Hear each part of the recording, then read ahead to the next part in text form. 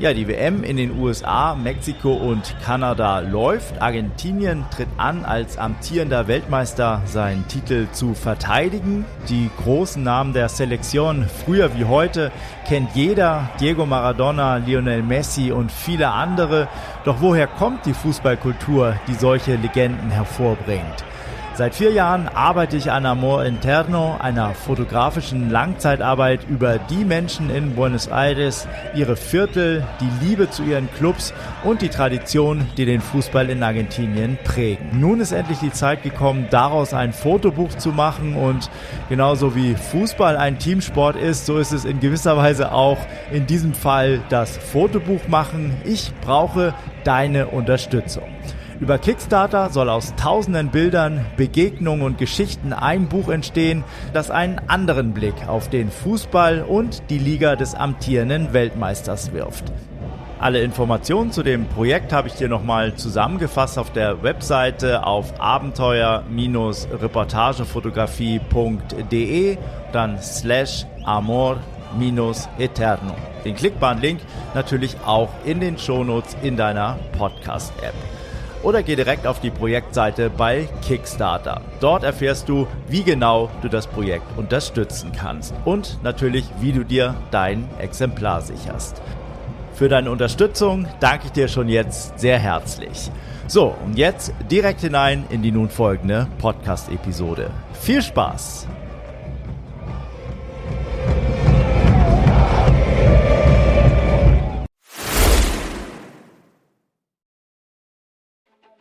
I've never followed a team. I've never been interested in football, and friends have taken me to the terraces and said, "Oh, wait until you get to the terraces. You won't be able to resist the pull of the crowd." And it turns out I am. Absolutely. It's great being amongst tens of thousands of people screaming and cheering, but emotionally it just doesn't do anything for me. I must have some gene missing. I don't have the football gene at all. Hello and welcome to this special episode from the opening days of Europe's biggest Open-Air-Foto-Festival, Gacilly, Baden Photo in Austria. This year's festival is titled So British, and it runs in Baden near Vienna until October 11th, 2026. Together with my colleague Ulrike Schumann from Photo Podcast, I had the chance to sit down with British photographer Mike Taylor during the festival's media days. Mike is showing his project The Beautiful Game, a series about football fans watching major international matches in British pubs. What makes the work especially interesting is that Mike is not really a football fan himself. His focus is not the game, but the people watching it. Their faces, their emotions, their tension, their joy, their disappointment, and the strange collective energy that fills a room when everything seems to depend on a moment on a screen.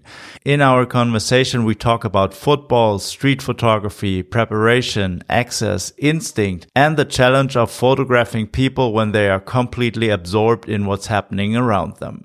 We also briefly mentioned my own photo book project called Amor Eterno. For those of you who are new to this podcast, Amor Eterno is a long-term photo book project about football culture in Argentina, not as a sports book, but as a visual story about love, identity, belonging, rituals, and the deep emotional bond between people and their clubs. The book is currently available to support and pre-order on Kickstarter.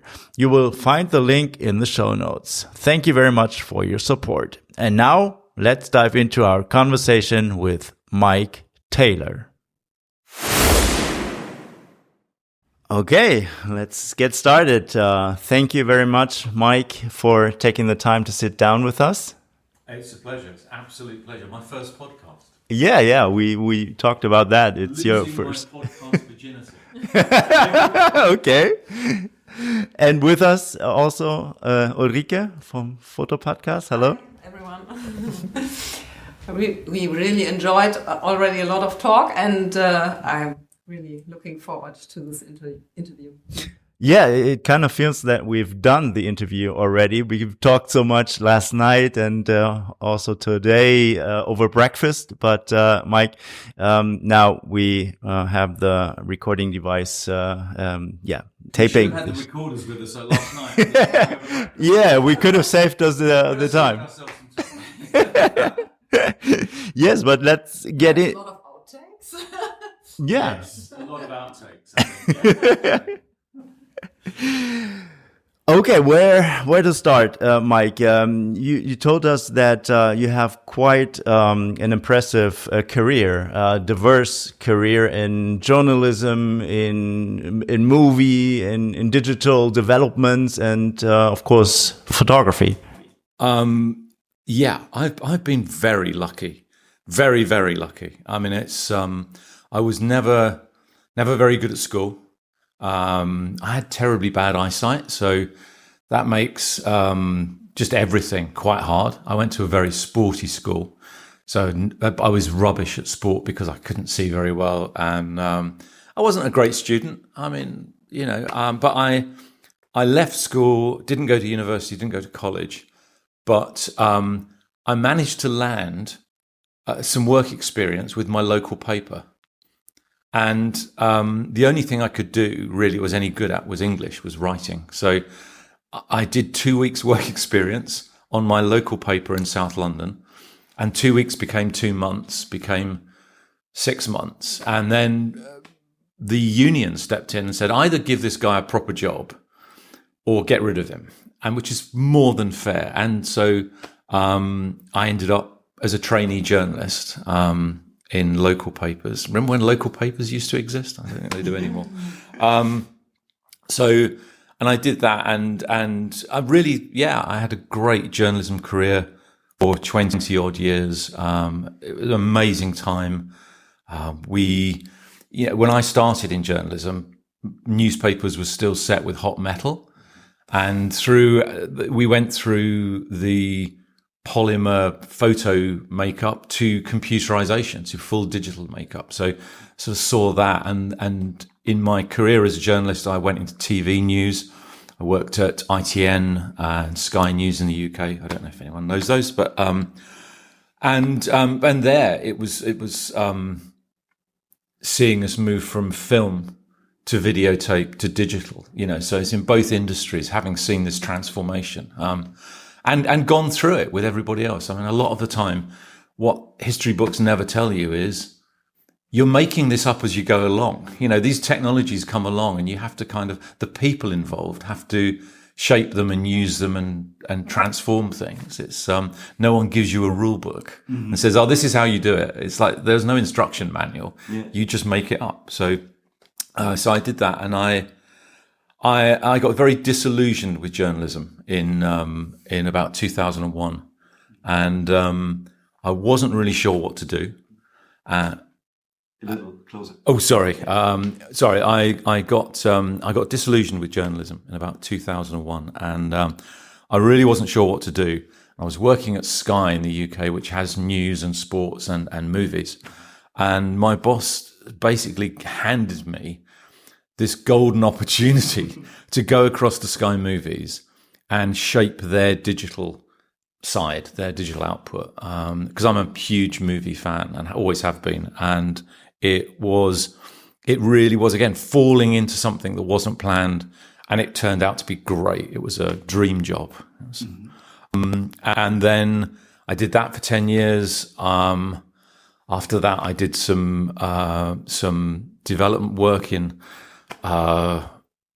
digital asset management and distribution on a global scale, because people needed very big assets moved around.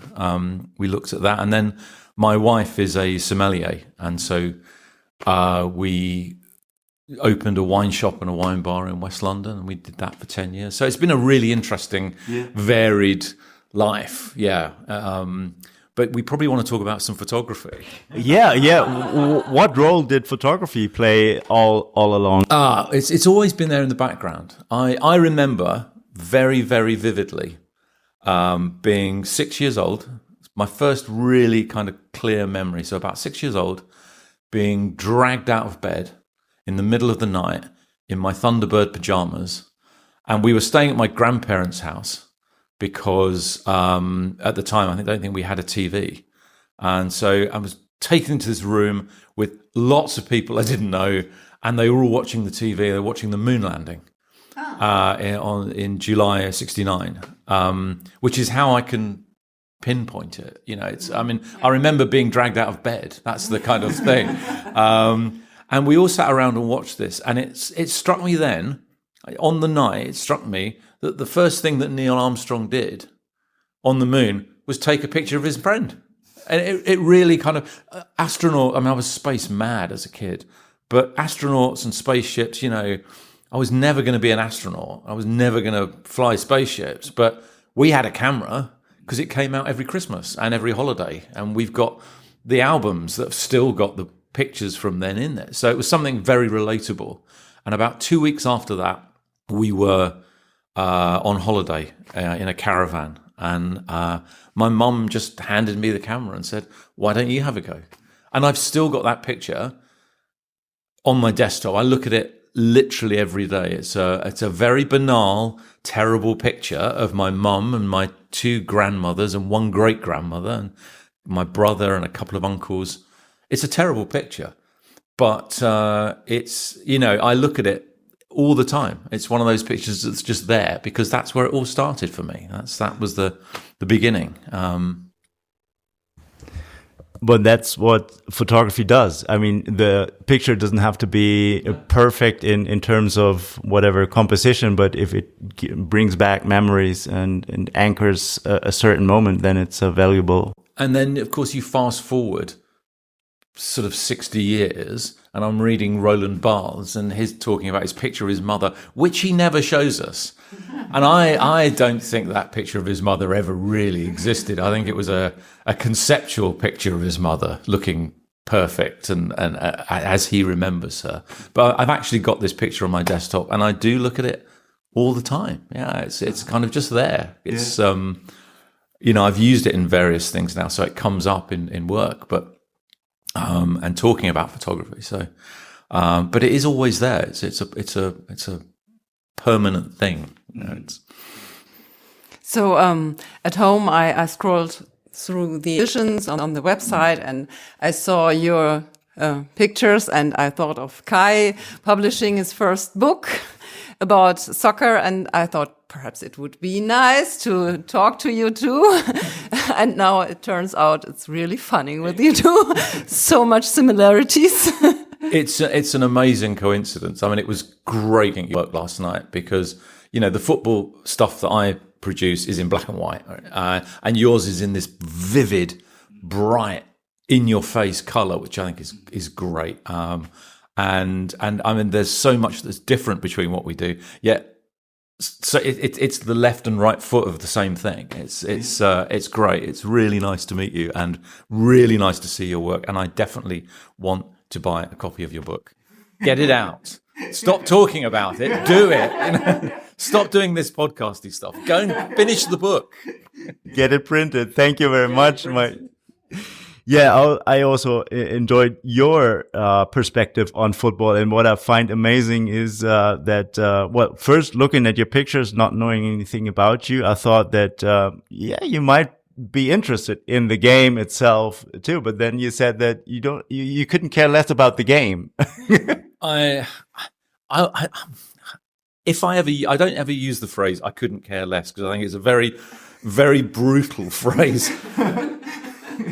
But I almost use it about football. I know nothing about football. I grew up in a house where we weren't interested in any sport at all. My family were not sporty. So I've never followed a team. I've never been interested in football, and you know, friends have taken me to the terraces and said, wait until you get to the terraces. You won't be able to resist the pull of the crowd. And it turns out I am. Absolutely. It's great being amongst tens of thousands of people screaming and cheering. But emotionally, it just doesn't do anything for me. I must have some gene missing. I I don't have the football gene at all. Or the sports gene. I can't understand what the fuss is about. It's great. I think people. I'm over the moon that people get so much out of football. I'm not anti-football. I just think it's just not for me. Yeah. But that you have in common to be interested in the people. Yes. And yeah. The people watching football. I mean, so I. In 2018, I've stumbled across a bunch of people watching football in a pub quite randomly. I mean, really randomly. And that was it turns out that was the picture that won the CEWE Street Photography category last year. So that's the one that I think made me realize that here, it made me realize that although I have nothing in common with football, I don't take part in football at all, here is a fantastic subject for photography. I think it just opened up like a flower. It just bloomed. And since then, every year, for 5 or 6 nights every year, I will go and find a pub that's got fans in it that are really, really up for it, and then and just photograph them. And if I get 1 or 2 pictures out of any game, that's a good night. Yeah. That's great. So yeah, it's fun. The disadvantage is that we are recording a podcast and we're talking about pictures, so the listeners can't see your images. We link to your website and to places where people can have a look at the images.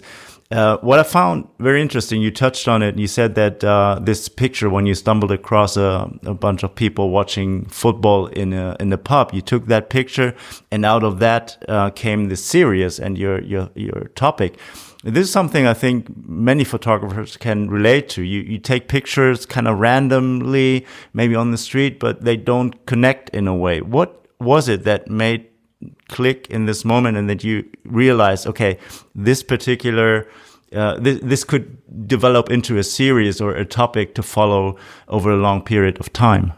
It was just that at the time I was in my head and in my bank balance, I was saving up to do a trip to America to shoot some church congregations in the South. I really wanted to do. I was slightly obsessed with this idea of people losing it for whatever reason, and I was saving up to do that. And so we were both working in the business, and it was hard.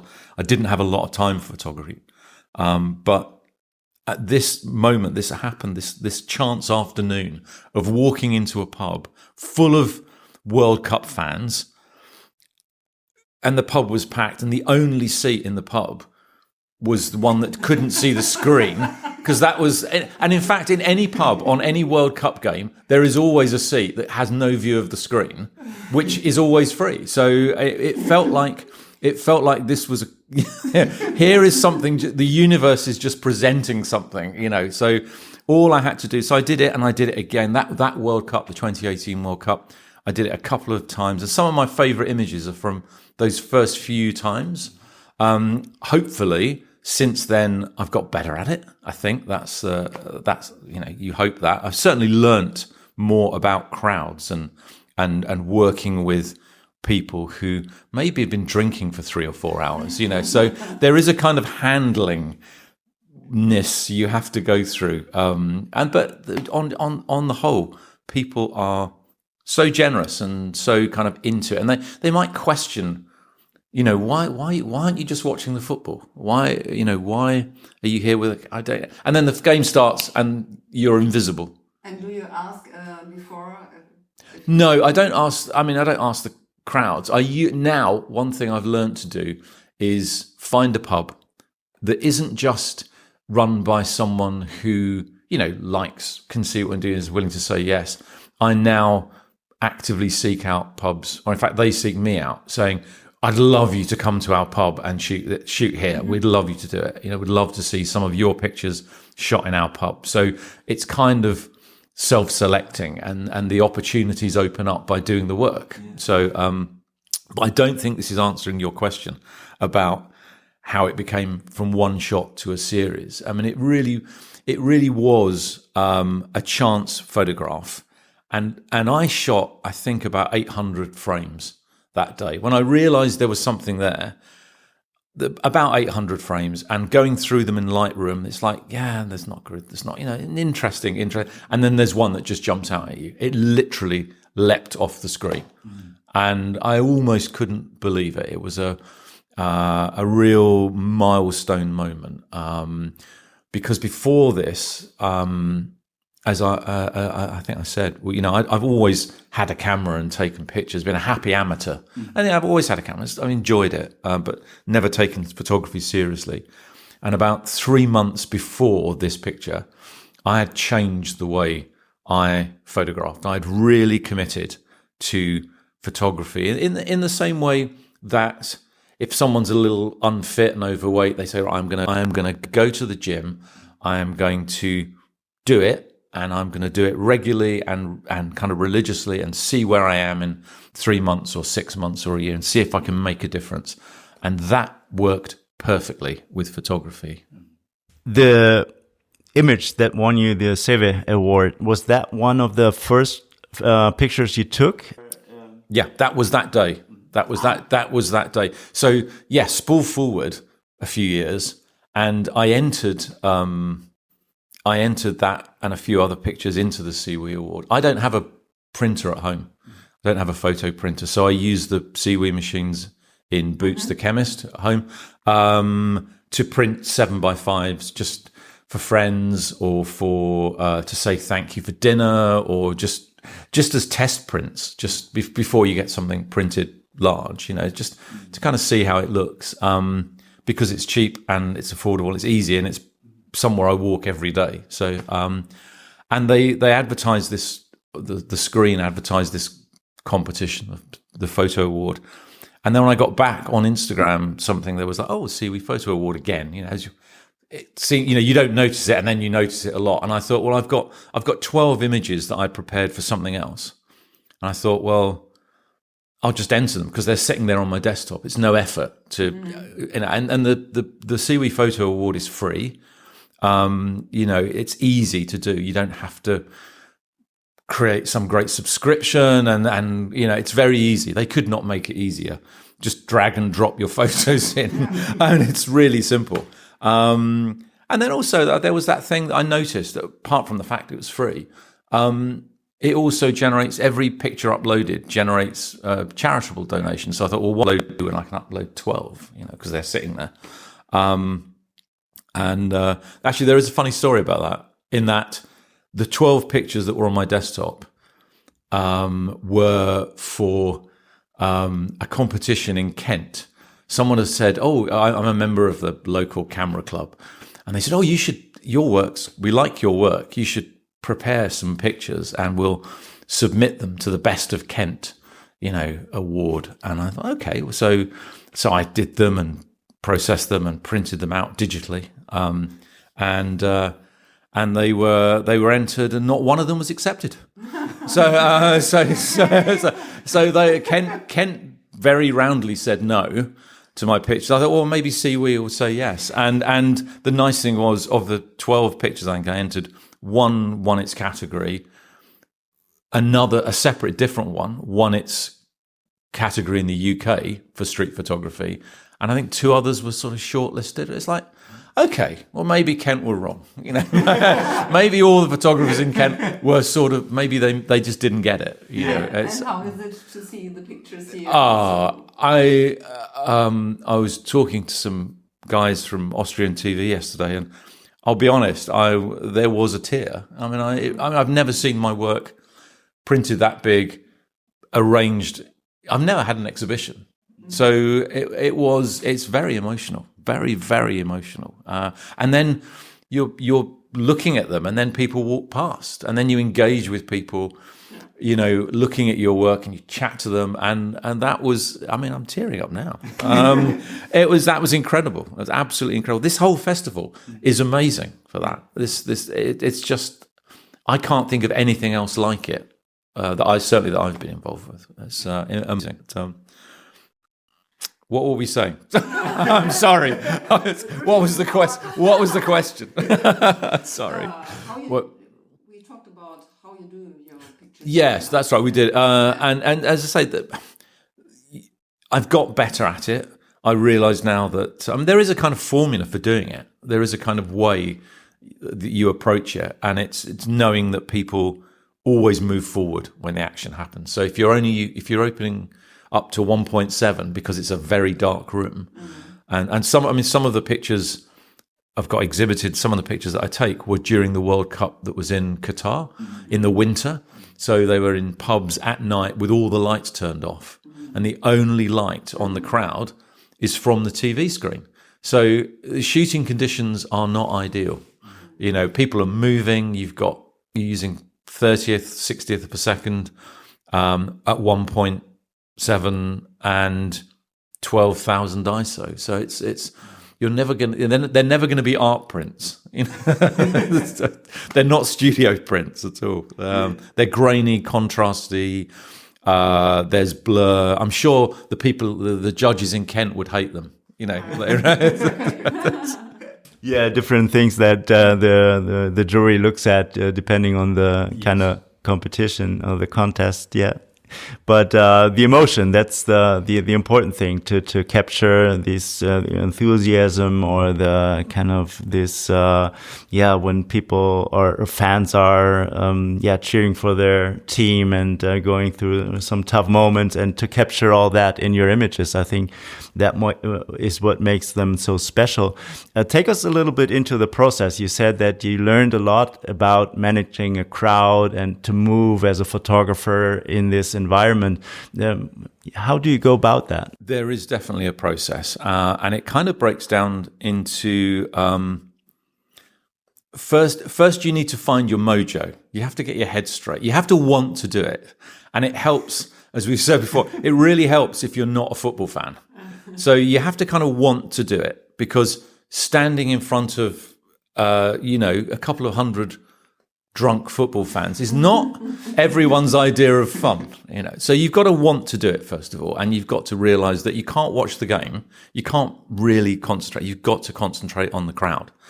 And then, as I've said, you find a pub, and I'm lucky now that because of the work, pubs find me, which is great. And every year there is a World Cup or a Euros, whether men's or women's. So it means every year there is some sort of tournament that everyone in that country is getting behind their national team. So that's great. And then it's about finding the position. And I think I'll walk into a pub I've never been into before. You look at the screen. I mean, I'm shooting on next Wednesday in a sports bar in Piccadilly, which has 32 screens and can take 700 people.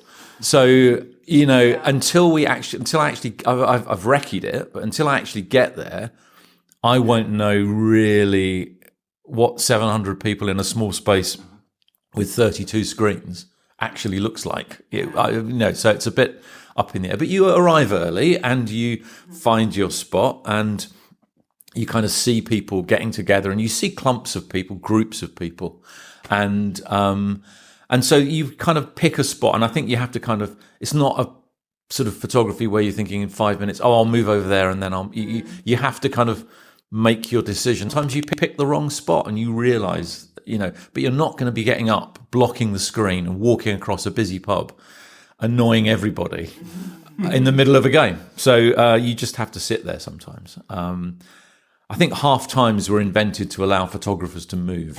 That's what it was. And every crowd, because I shoot on a 28mm lens, which is quite wide, and you have to get close to people. So you're as close as we are now, and you're holding a camera up in their faces, really. So you need to pick your little, big sometimes group of people, and then in that group there will always be two people that you really want to identify. It's whoever the ringleader is, whoever the hero is. You find your hero in that crowd. He's always the person that sort of galvanizes, holds that group together. You can, the kind of ringleader mentality, leader of the pack, kind of in there. And so that becomes your central subject, if you like. He becomes your, he becomes your subject. He leads that group. And then finally, and this is really important, I've learned that there is always someone in that group who will react half a second to a second before everybody else. So it's almost like they're ahead of the game, and they are happy to be wrong if it turns out it's not a goal. But they're always the first person to move, and that gives you that fantastic half a second you need to just decide to press the shutter. I mean, it's David Hearn always says that photography is about two things. It's about knowing where to stand and knowing when to press the shutter. And if you've picked your spot and you've sort of pre-focused where they're all moving to, and you've got someone who's going to warn you about they're all about to do something, you know when to press the shutter. So I think that's why some of the pictures kind of work quite well. But these are not one-off pictures. I do take hundreds of pictures, and there's only one or two out of an evening that might be good enough, So that's the process. If anyone wants to do it, that is exactly how you go and do it. And I can't understand why more people aren't doing it. Why aren't? You're doing it with what you're doing. You're doing it in color with, and that's brilliant. But I really do think that I can't believe I'm the first person ever to think of doing this. I'm sure it's not an original idea, but. We were talking earlier about it becoming a series. It was just a picture. And then I looked at that picture and thought, hang on, there's something here. This is really good. Yeah. It sounds really immodest, but I did look at it and think, this is really good. Maybe I can get another one. Yeah. Maybe I can do it again. Maybe lightning can strike twice, and then you try it again, and hundreds more pictures. Maybe there's another one that just pops out and it's different, but similar but different. And coming back to what you were saying about the emotion, that is what it's all about. It is about trying to capture that wanton emotion, that uninhibited kind of. They don't care what people think. They just want to scream for their team, and you just want to capture that. Or if you're an English fan, there's all the screaming, and then they score, and it's fantastic. Everyone celebrates, and then they lose. And everyone, has got their head in their hands. So that's another rhythm to the whole game. That very rarely does it actually work out as everyone planned. But the picture that won the CEWE Award was French football fans, and so there was a language barrier as well because they all spoke French.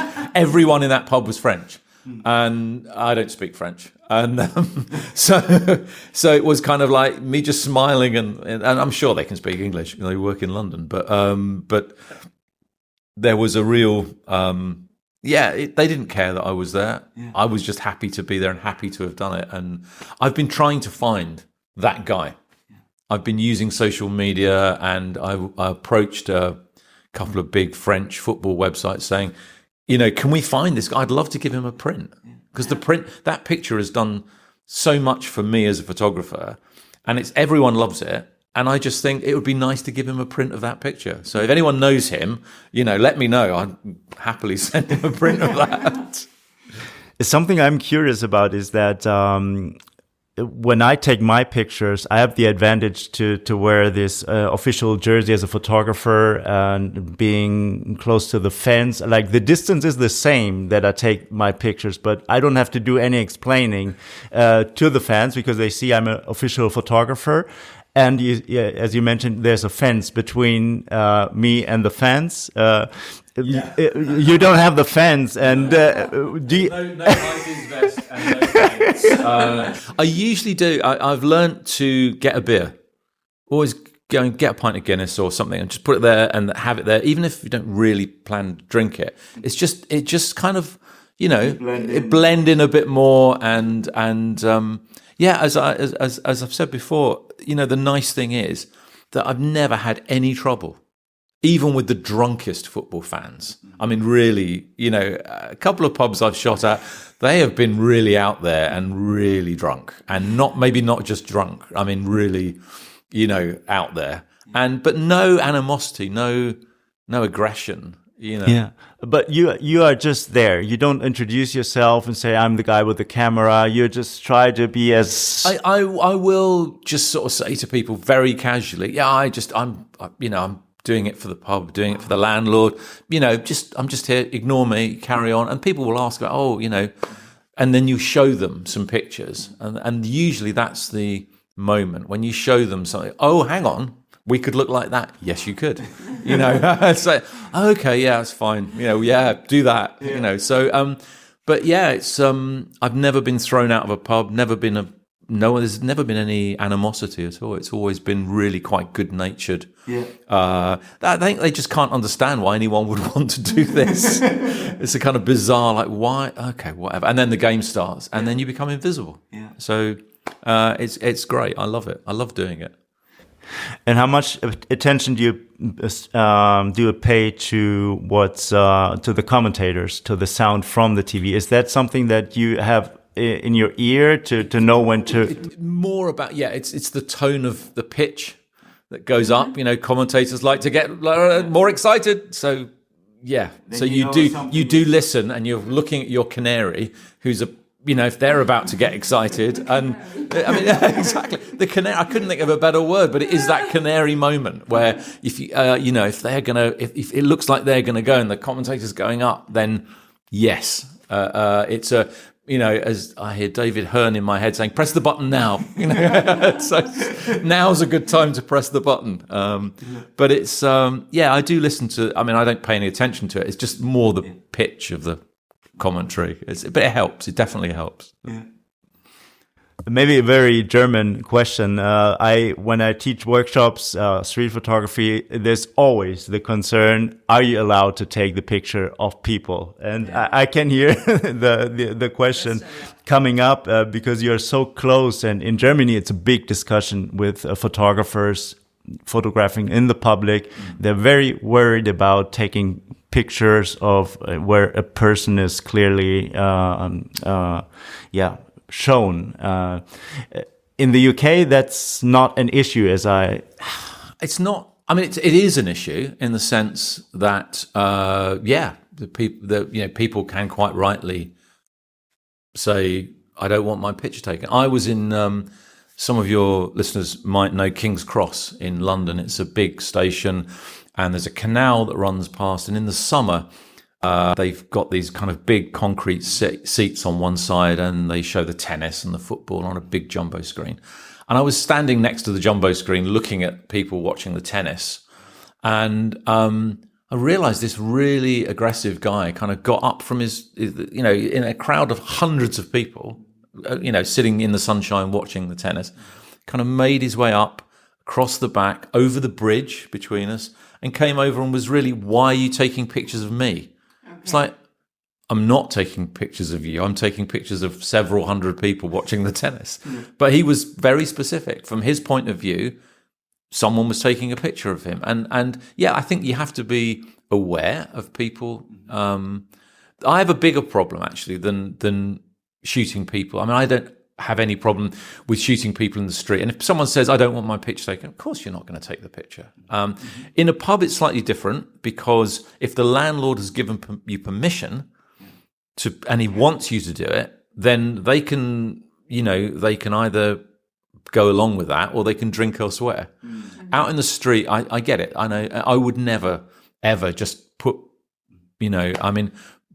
Bruce Gilden's pictures I find very hard. Very, very hard to look at.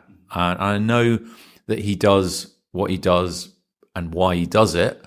And this idea of, untapped beauty and being in the eye of the beholder and things.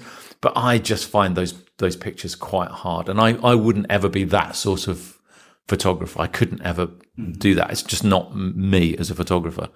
But the bigger problem I have, and this is something that I think is probably happening everywhere, it's certainly happening in London, is these pseudo-public spaces.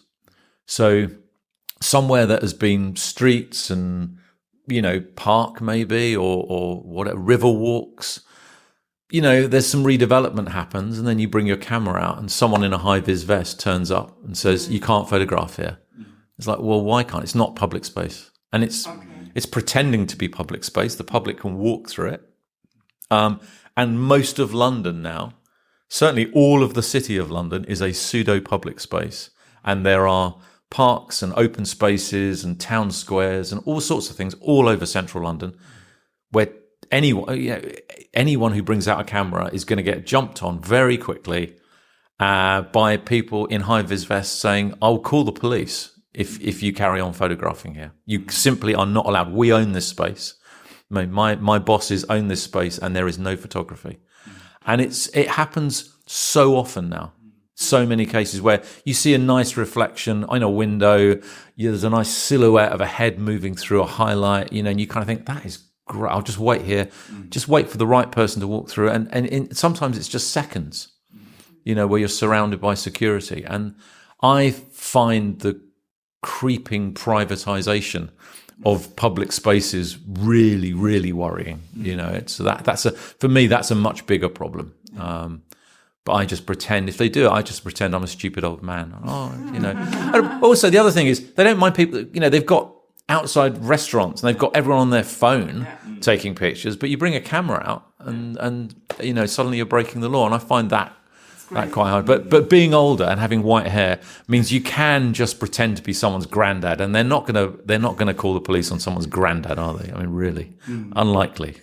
Yes. But it's crazy. Yeah. Mobile phones do good pictures. You can see a lot. Yeah.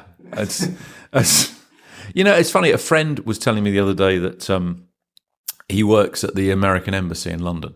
This amazing building. It's a very sculptural, very architectural building. And he said, they built it in Vauxhall in London, and they built loads of flats around it. And it's high security. You can't just whip out your camera. And I mean, obviously people do take pictures of it but you can't get too close, and because it's high security.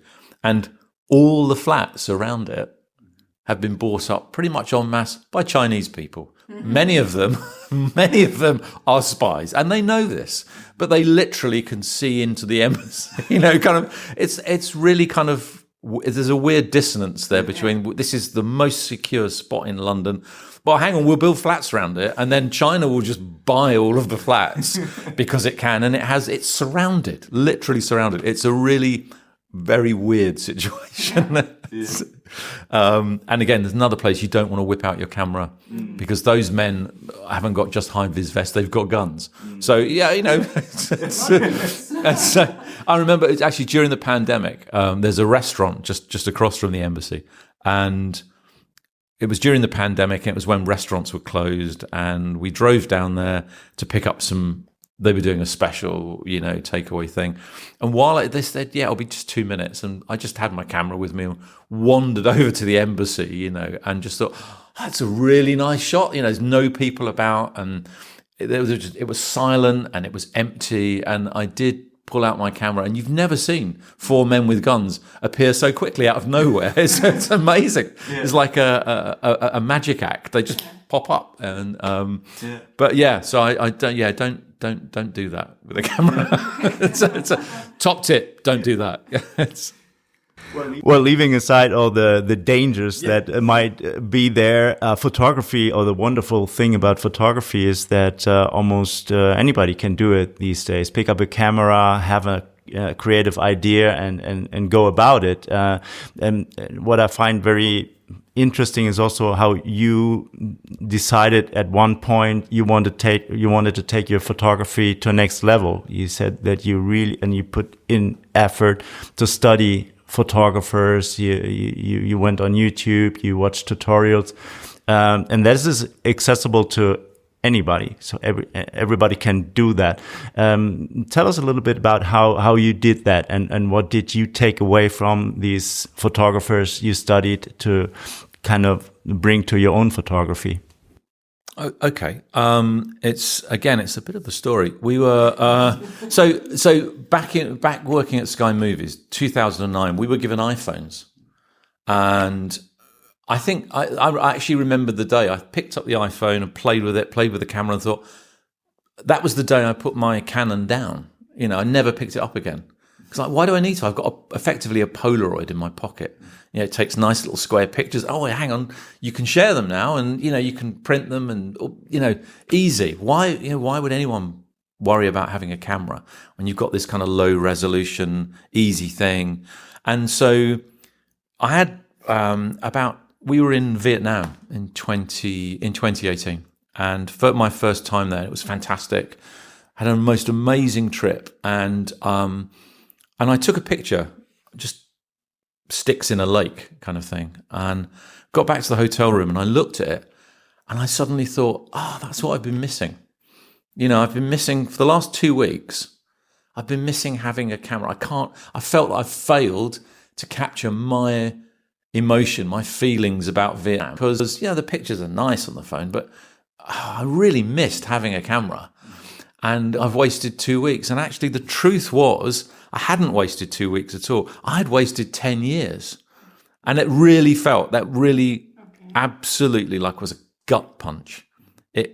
I almost burst into tears. It was like, kind of like, oh, hang on, you know, you could actually, you know, if I look at this picture of the lake in Vietnam now, I can almost hear the gods of photography laughing, going, yeah, 10 wasted years, mate. You had your chance. You had a camera. You could have been doing it, you know, and you chose to just use your phone. And it really was. I was 55. It was a complete midlife crisis. Yeah, it really was that kind of, I've just wasted 10 years. And so I thought, okay, this is what I'm going to do. I'm going to really have a go and see if I can take my fairly nice pictures, you know, and take them to another level. You know, if I can really make them worth looking at. And it might not work, but let's have a go. And I did it. I had a think, and looking back at, you know, all the different jobs I've done, you learn things along the way. You work with people who are inspirational and are clever, and they teach you things, and you kind of just squirrel them away in the back of your head. And then, so I thought, right, okay, you know, I'd started watching Ted Forbes on the art of photography, and he did an interview with an American photographer called John Free, who said, no more easy shots. Shoot with intent. If it's an easy shot, don't take it. You know, just don't bother. No more easy shots. Work for them. So, okay, that seems like good advice. And then I also thought, only show your best work anywhere and to anyone. On Instagram, you know, everyone is sharing way too much. I don't want to see 15 shots of the same thing and then be asked about whether should it be black and white or color. You know, make that decision. That's your decision. You're the photographer, you know, but only show your very best work, even just on Instagram or on Facebook or whatever you use. Just, you know, and then also I think I decided that, you know, I had to kind of apply myself to this. Don't give myself any back doors or easy way out, you know, so apply myself. So I did. And I thought, and I actually had those 3 things written on yellow sticky pads. I'd written lots of things down, and one by one, I'd kind of binned them until I was left with these 3 things. I thought, that seems like a plan, you know. And so I thought, okay, right, that's a start. And then I thought, well, I'd read something about creative limitations. You know, instead of photography these days gives us so much choice. Pick up any camera and you have unbelievable choices all the time.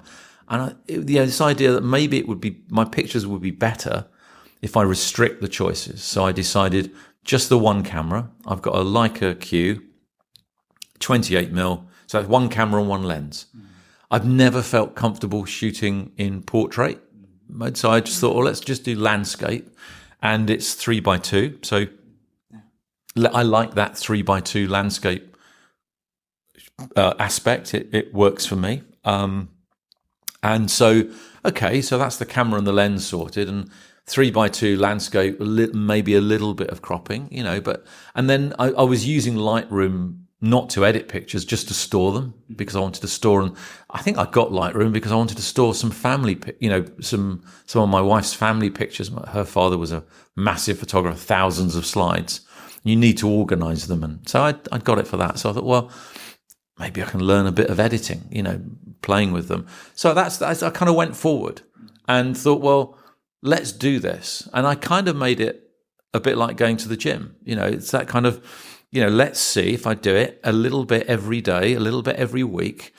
And at the same time, throw myself into what I call YouTube University. It's just look at everything, find the people, find the voices that really resonate with you. And with me, it was Ted Forbes at the Art of Photography.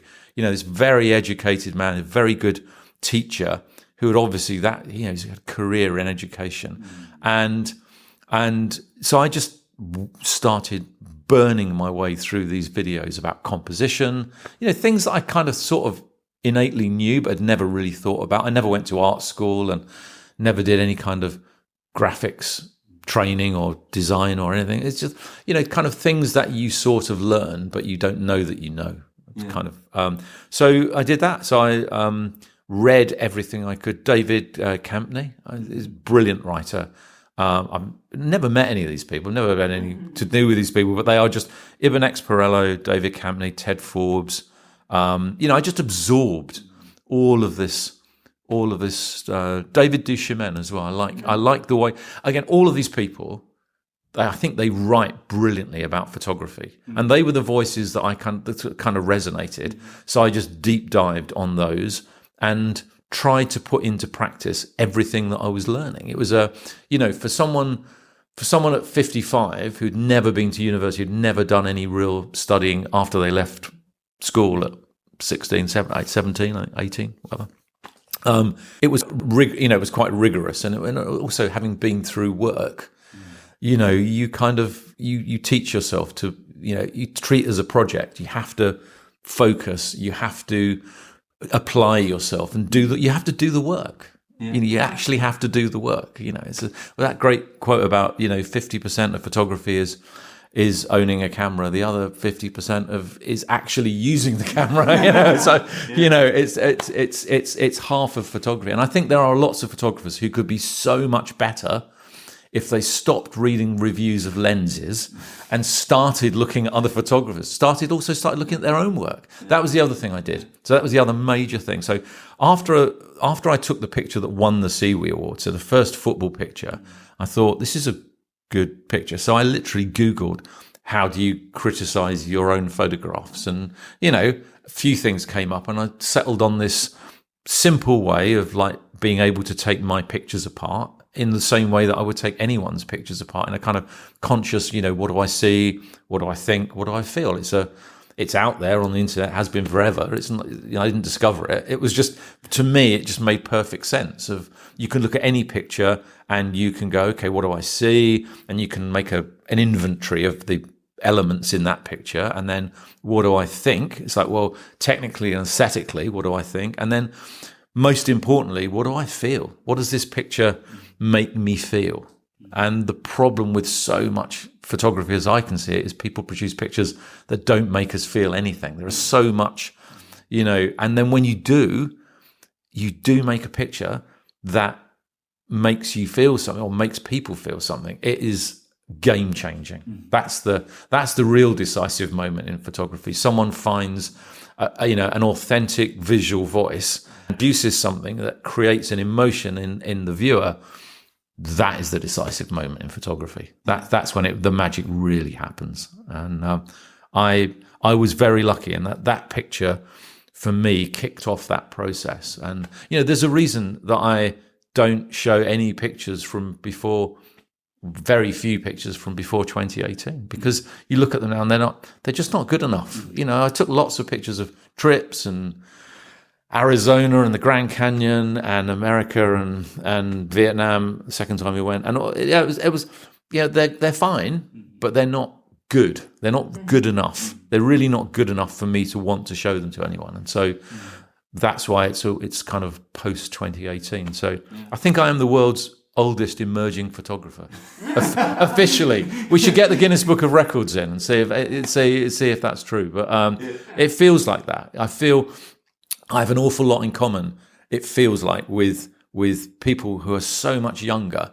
who, when we're having conversations, they're kind of going through exactly the same thing that I went through at 55, 60, and they're going through at 18, to 25. You know, it's the same thought processes, you know, coming from a different place because I'm older. So, you know, you've just been around more. So, you know, I find that really encouraging, really enthusiastic about that, about chatting with photographers at any age who are on that kind of journey, thinking, I just want to be better at this. I want to make work that is better than this. You know, how good can I be? We were listening to Don McCullin last night. You know, he wants to be the best landscape photographer. He wanted to be the best war photographer. You know, he wanted to push himself. And I think in any great photographer, I'm not saying I'm a great photographer, but in you know, the work we're looking at this weekend in the exhibition and the work we see from great photographers, they've pushed themselves. It's more. They've gone the distance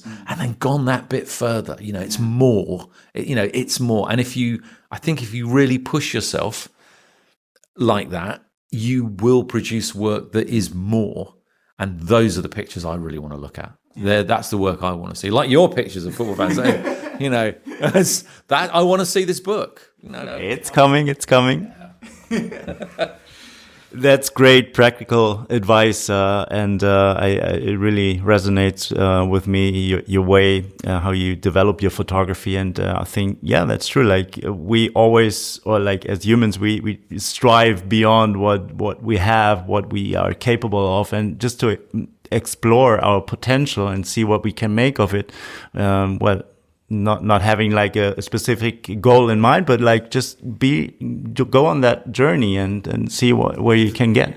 The journey is definitely the important bit. I mean, it's that journey. I had no specific goal. I didn't want to win an award. I didn't think, I mean, even when I entered the CEWE Award, I didn't think I would win. It was just the pictures were sitting there on my hard drive and they were on my desktop. And it was like, well, this is really easy. Why not do it? And yeah, it was laziness, I suppose. And, you know, that the CEWE Award is open again now. Everyone who has taken any picture they've ever looked at and thought, that's quite good, should upload it. I know it's easy to say because, you know, they picked me as a winner last year, but honestly, it is so easy and the prizes are great. But more importantly, the exposure. I would not have been in this exhibition if I hadn't won the CEWE Award. You know, Lois approached me at the end of the award ceremony and said, I'd really like your work to join this exhibition with Britishness. And it, you know, so it's less the prizes and the awards. It's more about just the connections you make with people. I've met so many great people this weekend. It's so interesting. And the conversations we're having are just great. They're not about the nuts and bolts necessarily of photography. It's about thinking about how we see things and how we feel about things. And conversations like this about, I mean, I had no idea there was a problem in, you know, a conversation going on in Germany about street photography. I mean, it's just opening up your eyes and sharing that experience is great. I think it's easy to take part in the CEWE, but the hardest part will be to choose. Yes, editing your own work is, I mean, it's easy to say only show your best work, but it really needs to be your best work. And you know, those 5 pictures you're going to put on Instagram. Here's an idea. How about just post 1 or 2, maybe 2, but just don't spray paint them everywhere. Just be selective and be sure that you're sure in your own head why you're doing it. You know, you know, it's not just photographing with its intent; it's showing your work with that intent. You know, it is hard. Editing your own work is hard. Well, thank you very much, Mike. It's been a pleasure talking with you about photography and so many other things. Thank you so much for having me. This is my first time I've done a podcast. This is great. This is really a premiere podcast. Absolutely. It's been a really enjoyable experience, and I'm sure we will carry this conversation on this afternoon on the walk. Thank you.